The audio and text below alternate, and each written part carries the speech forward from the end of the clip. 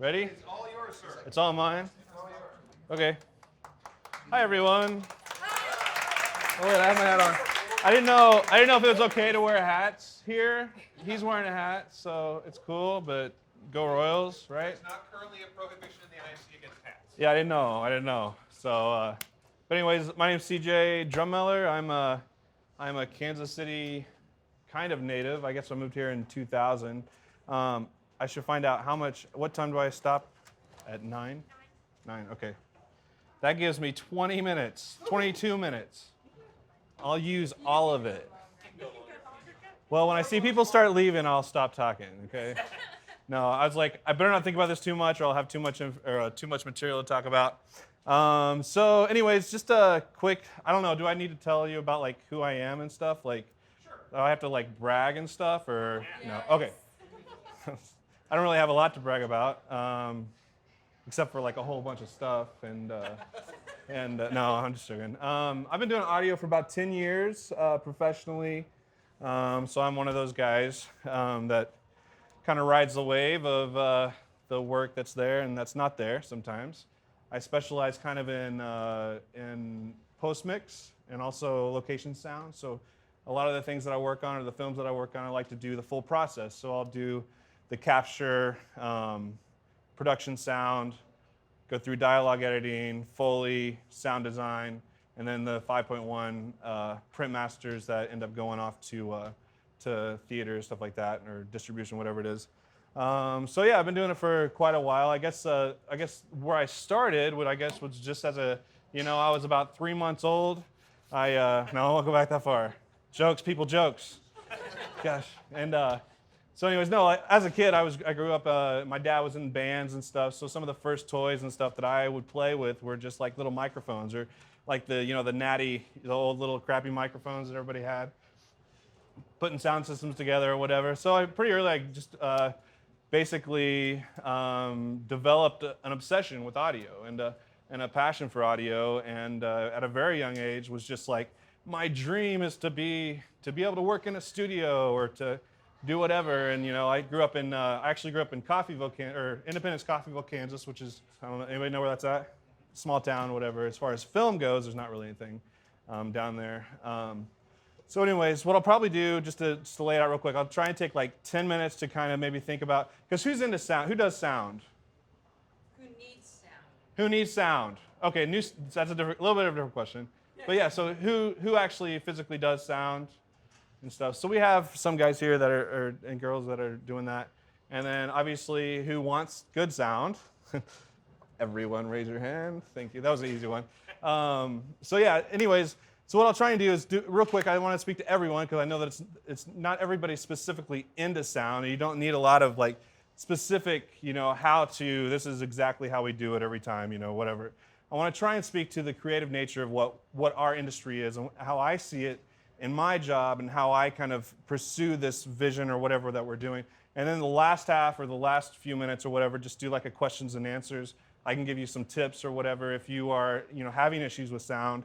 And it could be just a thing like a question and answers type thing. I brought my rig here, and I'm actually recording this for some reason. I don't know. Hopefully, I'll say something important, and it'll be good for something. So, anyways, basically, so my story, as far as within the film aspect and the film things that I pursue and the reason that I work the way that I work. I grew up in a town. I told you, a small town, and basically we had a tight-knit family. I grew up listening to those old radio shows and stuff. You guys know, like the old AM radio, that type of stuff. Now, it wasn't that far into the boonies. We had TV too, but yeah. So I grew up on that stuff. So an initial thought between the imagination and what it can do based on what you hear with your ears. So if you've ever listened to one of those shows, you've known that if you've listened to them consistently, anytime that you hear something that happens in those radio shows, a picture's painted in your mind. Like some of those shows, like I'd be listening to it or whatever, and then a couple years later they'd come out with this drawing of one of the characters, and it would make me so mad. I'm like, that is not how that person looks, Like I know what that person looks, and that's not it, So it's like when the whole thought of just sound and the thought of what goes into your ears can paint a very vivid picture. So anyways, I kind of grew up in that, and not to get too deep into basically the philosophy of the way I think about it, but basically we went through a time in our family where we had some tragedy happen. And it was a thing that really kind of ripped us in half, or just kind of ripped us apart. Some stuff, and everybody experiences that stuff. I'm definitely not unique in that. One of the things that happened through that, I went into some pretty serious like post-traumatic stress like syndrome stuff, and you probably can't tell at this point now that I kind of got through that stuff, but that happened, and for about 3 years, I went through a process to where I could not like talk to anyone, I could not talk to anyone face to face. I had no communication skills whatsoever. I basically shut up in a hole for a long time. One of the things that, not to go too far into that, but one of the things that brought me out of that, and what I appreciate about not only with the film community, or especially like the indie film type community, the way that we can tell stories and we can make basically chronicles of the things that we do through film. And when I started to think about that, like, and what I wanted to do and how I wanted to pursue audio, it's like, what better way to pursue it in something that writes stuff down, records stuff, and you have it for the rest of your life, but not only your life, but for your children's life, and for forever. Like you're chronicling your life and your stories and making those available to other people for as long as the hard drive lives, or whatever, the film, like that type of stuff. So basically the whole thought of the filmmaking aspect was a big part in getting me out of some of those things. And I mean, I'll tell you, like, so I had a sibling that died, and it wasn't good. But through that experience, I found that the closer that you are to those experiences, or tragedy, or even death, or whatever, the more you learn to appreciate the things that are happening around you, like on a daily basis, right? So like even now, like, so I kind of go through exercises to where, as a sound designer, and this is more on the creative nature of sound, basically what I'll do is put myself through exercises to say, all right, let's be creative.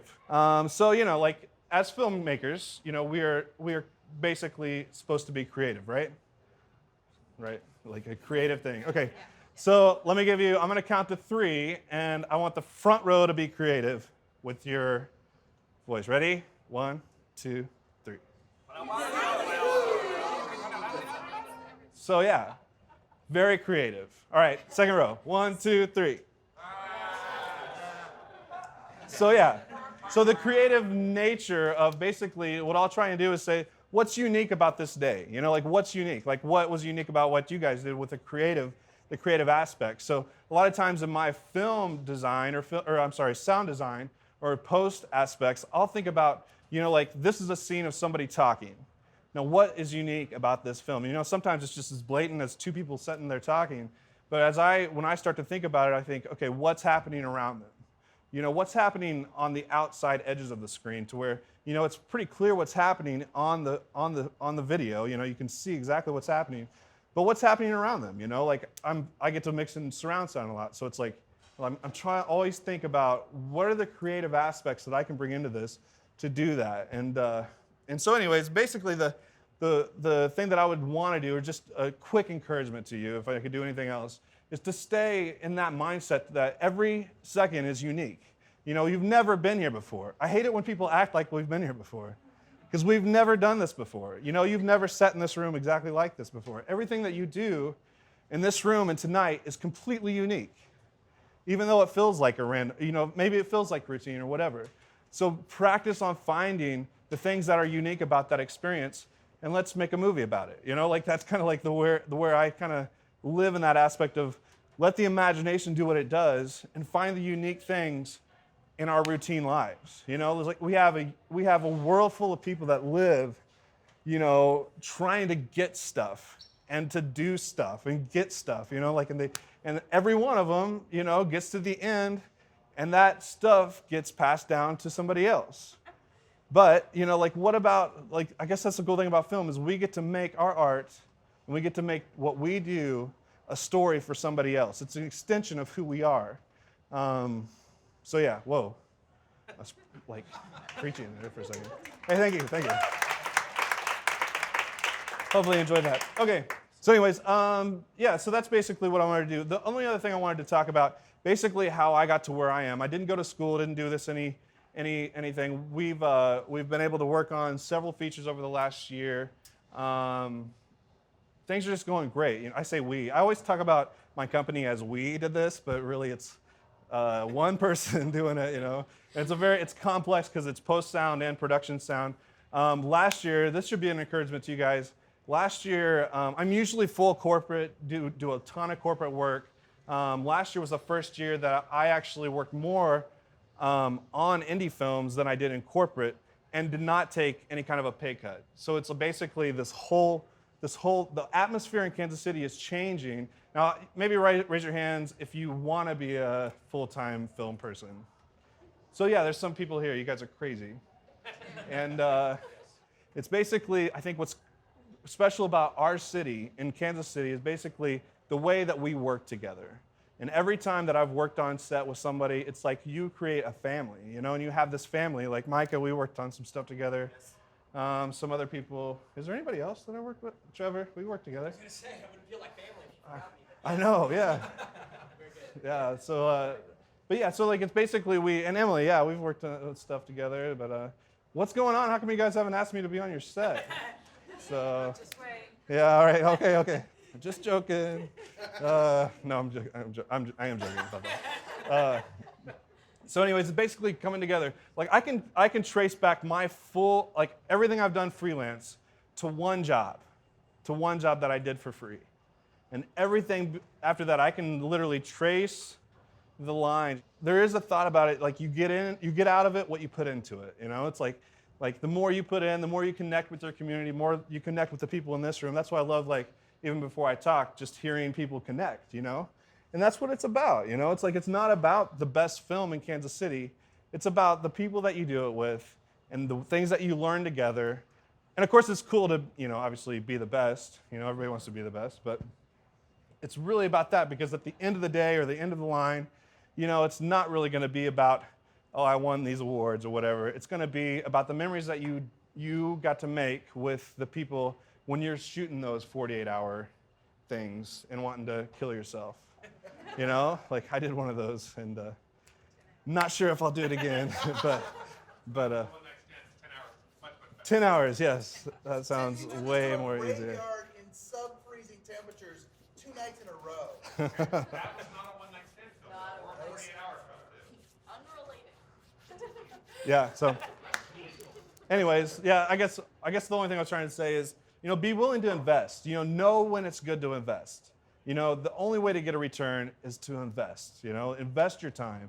You know, not only in doing stuff for free or whatever, but when you find that open day where you don't have any work or whatever, you know, what are you going to do with the day? Are you going to, you know, enjoy it, do whatever you want, or you got a stack of manuals on your desk that you could start reading through or whatever? You know, follow the obsession that you have. You know, like if you're into this, you've got to be obsessed with it. You know, if you have an obsession with making films, let that be your drive. You know, the longer that you pursue your obsession, the more that you'll find yourself being successful with it. Like I wouldn't say that I'm the best at any of this stuff, but I do it like 70 hours a week. So if I'm not kind of good at it, there's definitely something wrong with me.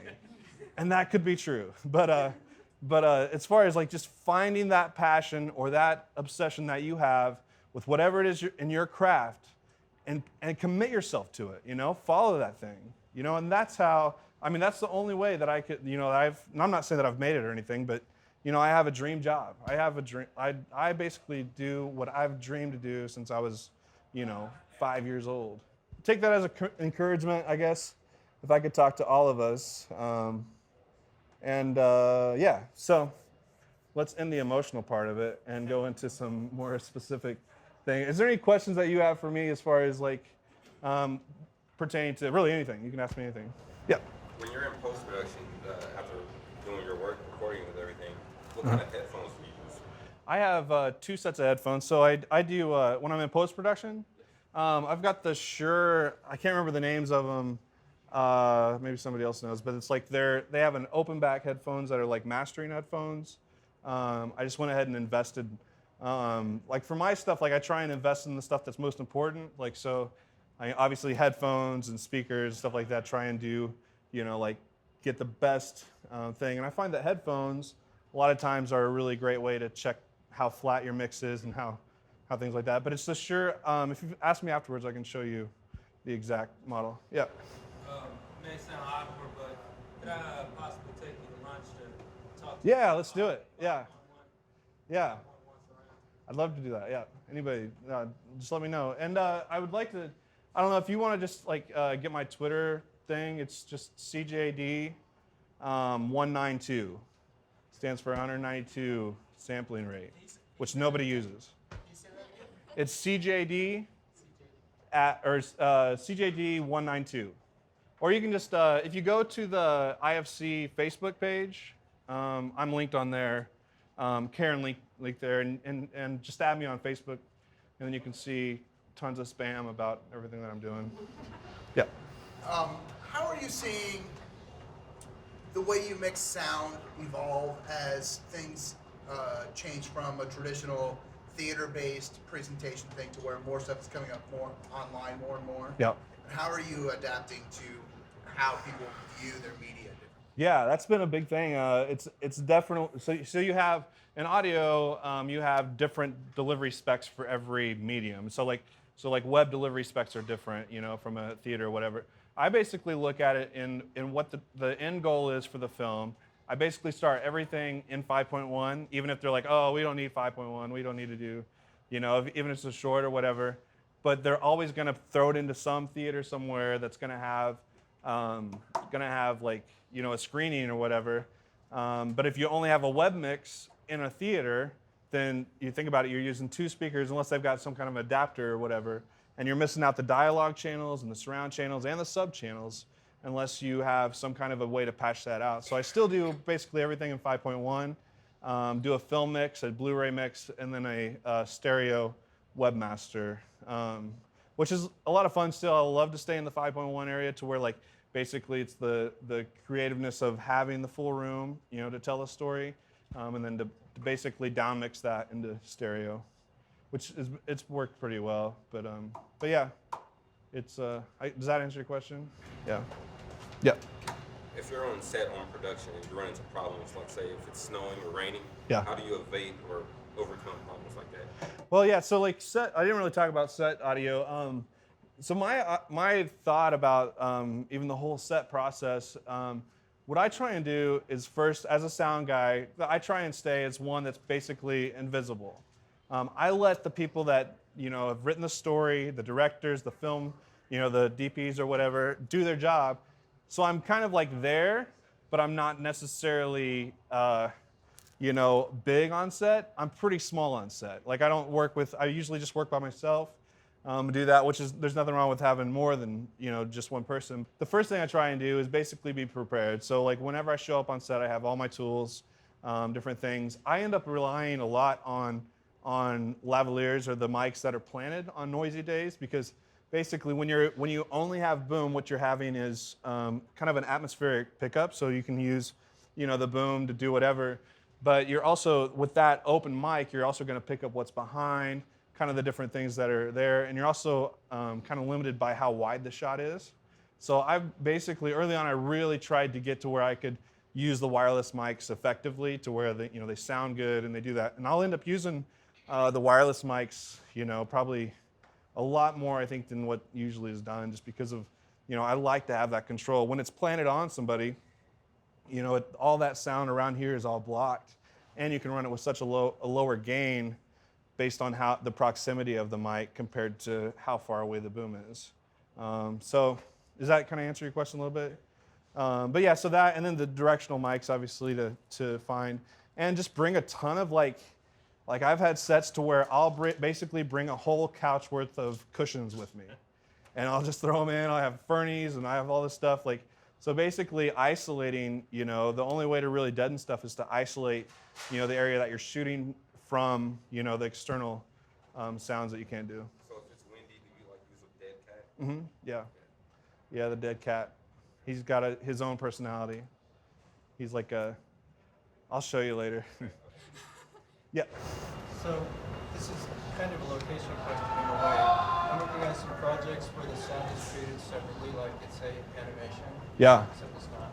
So it's mixing dialogue and Foley and ambient sounds to create a complete soundtrack like that. And I don't really have a studio to do it in, so I'm going to try to do it in my apartment. Yeah. How can I prepare my apartment to enhance the environment for doing something? So the question is basically you're shooting or you've got an animation film and you're going to be doing all the sound design and the dialogue and stuff in post. Yeah. Okay. So basically, so first off, there's a ton of literature on it. There's one that's called the Sound Design Bible. It's written by Rick Veers. He's a guy that has done a lot, like recently. He's a real modern guy that has done some recent like sound design training and stuff, and he owns a ton of like libraries too. One thing you might be looking at is even like looking into a library, because a lot of times like on the faster, not a library. Yeah, I know that sounded funny. There's this thing called Google. It's online. And it's like. Works at a library. Oh, okay, yeah, I got it. Okay, so but yeah, there's some great libraries, and then also get my email and like if you have certain things that you're looking for, if you're wanting to record it on your own, it's a little more challenging. You can do like those books have tons of things, like just set up a floor.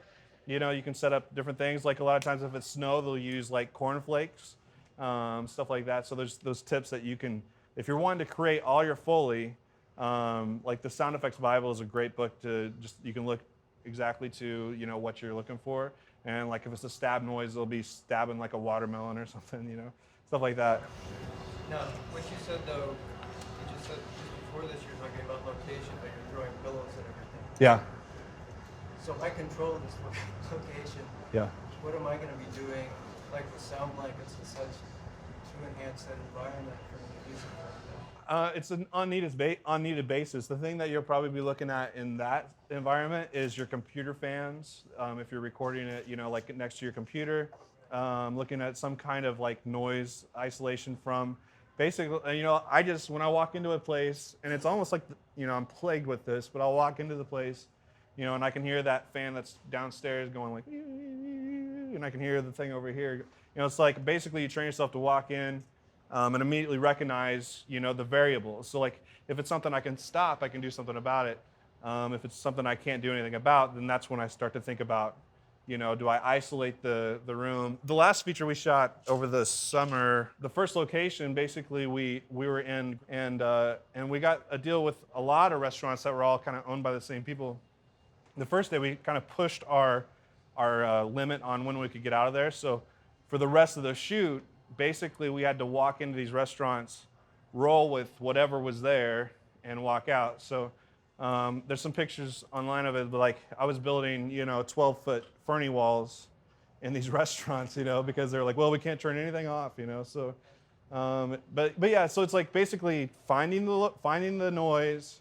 Can I turn it off? Obviously, if it's your computer, you can't. Can you put a Fernie in front of it? Can you do anything? And basically, when you think about, just real fast, not to get too technical, but when you're thinking about sound isolation from a noise, recognize whether that's a low, medium, or high noise. In order to isolate that sound, you have to have basically enough mass that's, okay, this is kind of dumb to even talk about this, but it's like, have to have enough mass that's going to be more than half of one wavelength. When you think about the lowest frequencies that we hear, it's like I think 40 hertz is like 6 meters, and that's a wavelength. So that's why you can hear low noise through like all this, So like if it's a high noise, you're not going to need a lot of mass, So it's like that can do that, and then just looking like in those uncontrollable environments, more on the post side, look into some of those noise reducing things. They're doing some amazing stuff with software now. Don't go overboard. The thing that I wish wouldn't happen with some of those tools is they're so accessible that people are like, oh, this is sweet, and then they'll do it, and then everybody sounds like a robot on the other side of it, and so it's like you kind of learn, finesse, I'm sorry? You said you're hanging a Fernie? Oh, Fernies, furniture pads, yeah. This may seem like kind of a dumb, subjective question, though. Going back to kind of lavaliers, I'm always afraid to use them on set just because I know I can't hide them effectively and still get good sound. How do you do that? Sure. I mean, it depends on It depends on the wardrobe, different things. But like, okay, so there's like with females, this is slightly. So I have a weird job sometimes on set, and the audio guys know what I'm talking about. And everybody thinks that we love it, but we don't. I mean, I don't love it. I don't love it. But so basically, we have to hide stuff, right? So you can't see stuff, in a film. It takes somebody right out of it or whatever. But anyways, so real quick, what I'll do is I'll usually use a band so that you can get like ankle or bands that will hold the mic pack. And by the way, they just came out with some new models that are like super small, like transmitters at NAB. So that's really sweet. But anyway, so I'll do the band and the wire up. Females are actually easier. So basically, they have. I don't know how to talk about this without sounding funny, but I'll use like a double-sided tape, like toupee tape, top stick. And I'll use like a mic mount that's like a rubber thing, and I'll just tell I'll walk up to them real cordially, if that's the word or whatever, and I'm like, this is basically where I need you to put this. I'll do it to myself, like this is where it needs to go, and they're like, oh, it needs to go in the gap, and I'm like, yeah, I just didn't know how to say it, like so try and be as quick, but that's a great place just to the skin though. So the problem where like a lot of people get with is trying to hide it like on the clothes, in between clothes or whatever. On guys, like if they're wearing a tie, I always use the tie knot, so you can actually stick a mic in the knot. So, and then also the problem that a lot of times, like so, a lot of guys use like dress shirts and jackets. I'll usually go, if they have an undershirt, I'll go underneath here. Use kind of like a double-sided tape to kind of make sure the clothes don't move against each other. The other thing too on that is you gotta like, if you have a film coming up or whatever, I always try and meet with the wardrobe person and say, let's kind of talk about our wardrobes a little bit so that I know, what I'm getting myself into. Also, I'll let them know like the nicer shirts, the nicer the dress shirt, usually the more noisy it is. And I'll go to the producer or whatever and I'll say, listen, like if you can walk up to the person and they're moving around and you can hear their clothes, the mic's gonna hear it too. So if you have a noisy outfit, that's gonna just, I can hear it through the boom too. So it's like the wardrobe choices are very important, like on that and getting it coordinated, especially on feature stuff. Like that stuff is so important to do, like pre-planning, so you don't get on set and are like, man, this outfit doesn't work for sound, So I'll always have them kind of bring a crappy shirt or not a crap, like a cotton alternative to whatever they're wearing and say. Then I'll talk to the director or whatever. Like, can we switch this out or whatever? Yeah. I know when I have some experience with school, like from sound editing. Uh-huh. I know there's a scale from like 12 to 24 and -6 on the Yeah. other. I know like I was taught that past -6 is peaking. Yeah. And I've never like knew like what's the neutral ground for when recording someone your production to find it like where it's not too high or too low. Is it like 24? What's your preferred level? Are you talking about on set or in post? On set, what I like to do, so this recorder basically records isolated tracks and then also feeds a master left and right track. So what I'll make sure, I'm not real concerned about that. I try and basically get used to how loud my headphones are, always set at 0. And so I kind of know by looking and listening where that level is. Like right now, I'm hitting like, but it'd probably be like around, like if you're talking about like full scale audio, it'd probably be around like -10 to -6. But this one's nice. It's got like built-in limiters and stuff, so I don't have to worry about clipping necessarily, but I kind of always keep it out of that. I don't want those to initiate to affect the sound. But yeah, basically here, I just basically try and get the levels as good as I can without hitting those limiters. In post, the nice thing about that is, and I don't have a lot more time to probably do all this, but the nice thing about getting a good gain on your capture is a lot of the difference, like this one's got a really good like signal to noise ratio. So when you end up recording, like I see it a lot with like the Zoom recorders, like when they're recording, they'll end up recording a real low level. And to where you get into post and you're jacking that thing up like 30 dB. And you guys, I'm sure everyone here that's edited has done that because I know that it happens all the time. But basically, so when you record it that low and you have to raise that level like 30 dB, the only thing is when that thing gets tracked, there's a signal level and there's also a noise level on your preamps or whatever the input is. And so when you end up having to, gain that up in post, you're bringing the dialogue up, but you're also bringing this noise level up. And so that's where we start to hear a lot of the noise-induced stuff that's happening. So I like to get, make it wide, like why not let it distort like one take, just to get good levels. I'd rather do that than have to turn it up, 30 dB in post. If the audio is like too low, can you like duplicate it and sync it at the same time to make it a little bit louder? Yeah, that's what I think a lot of editors will just like keep duplicating it until they can hear it, but it really shouldn't happen. Like it really shouldn't. Like that's pretty dangerous, but you shouldn't really have to duplicate it a bunch of times to be able to hear the levels.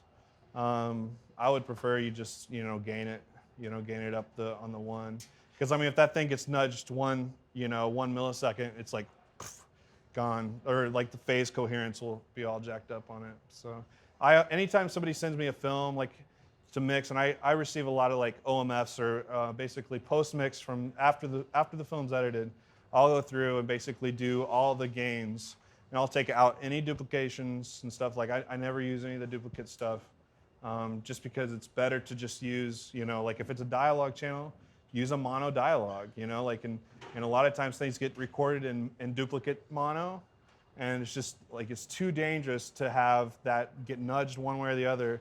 And what happens is if those phases go like that, then your whole dialogue disappears, and you might not know it until you monitor it in mono. So it's kind of like that.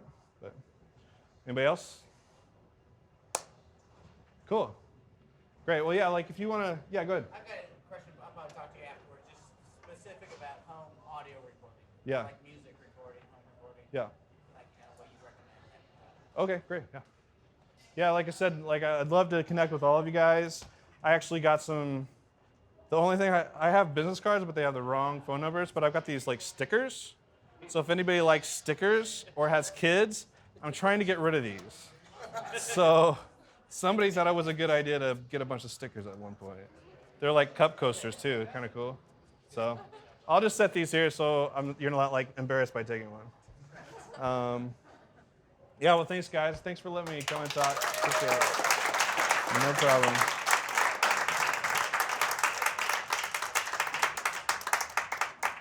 Ladies and gentlemen, thank you for coming out tonight. Have a great evening. Oh, not too bad. You realize that I'm going to ask you to listen to some sound. Oh yeah, sure.